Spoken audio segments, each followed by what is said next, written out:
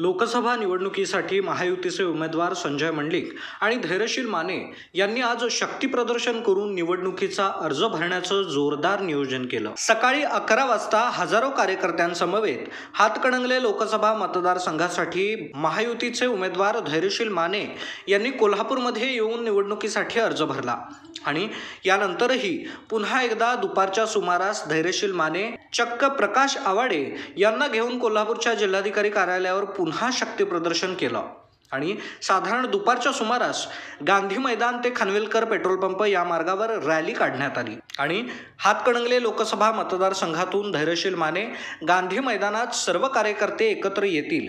तेथून बिनखांबी गणेश मंदिर, पापाची तिकटी, छत्रपती शिवाजी महाराज चौक, CPR चौक आणि खानविलकर पेट्रोल पंप मागे जिल्हाधिकारी कार्यालयात पोहोचतील। दरम्यान छत्रपती शिवाजी महाराज चौक आणि खानविलकर पंप चौक या ठिकाणी सभा होणार आहे। यावेळी मुख्यमंत्री एकनाथ शिंदे, धैर्यशील माने, संजय मंडलिक, राजेश क्षीरसागर, चंद्रकांत पाटील, विनय कोरे यांच्यासह महायुतीचे नेते कार्यकर्ते हजारोंच्या संख्येने उपस्थित आहेत।